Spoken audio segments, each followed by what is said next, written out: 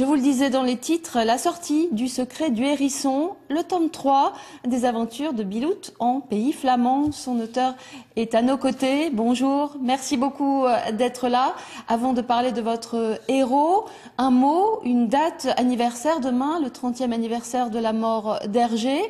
Le père de Tintin vous a-t-il influencé ? Influencé, non, inspiré sans doute. De toute façon, les aventures de Bilout sont placées sous le signe de la ligne claire qu'il a inventée. Donc, c'est un style qu'on a choisi pour les aventures de Bilout. Donc, c'est quand même une grosse référence, oui, bien sûr. Inspiré comment ?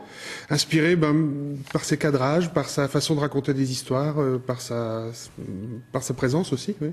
Ça reste un maître. Alors, les Ouais. toutes premières pages en patois, c'est un exercice compliqué, c'est un gros travail ou pas ? Eh ben, bien sûr que c'est un gros travail, mais les 2 premiers albums de Bilout étaient totalement en patois. Et là, comme ça Là, se passe... c'est totalement différent. Voilà, hein. là c'est totalement différent. Là, ça se passe sur la côte, le littoral. Donc là, on ne parle pas patois, on ne parle pas le rouchi. Donc Bilout s'est mis à la langue française. Alors, on parlait des chevaux de trait.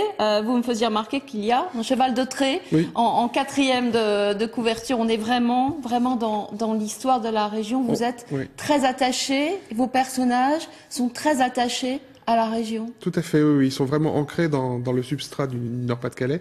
Et moi, je suis personnellement un grand fan de la race trait du Nord. Donc Bilout a aussi un cheval trait du Nord qui s'appelle Sultan. Comment résumer votre album ? C'est un week-end en amoureux qui tourne mal ou qui ne se passe pas tout à fait comme prévu ? Oui, c'est un peu ça. En fait, Bilout est appelé par sa fiancée sur la côte. Elle est vétérinaire et donc il croit la retrouver et passer de bons moments avec elle.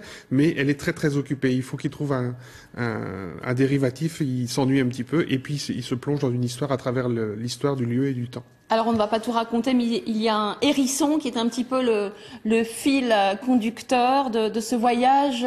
Oui. On peut parler d'un voyage dans le temps. Ce sont 44 pages qui nous emmènent du 19e siècle à nos jours. Oui, en fait, le hérisson est le symbole de la ville de Coudekerque-Branche. Sur son écu, il y a un hérisson. Et donc, c'est le petit hérisson qui l'entraîne dans l'histoire de Coudekerque.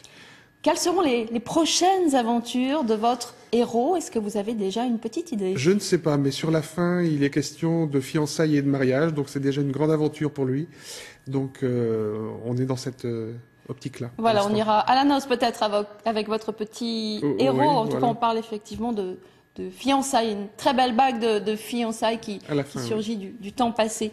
Merci beaucoup d'avoir été. Voilà, je voulais juste ajouter un tout petit mot. On sera en dédicace à la FNAC à partir de samedi prochain à 15h. Merci, le message est passé. Merci à vous.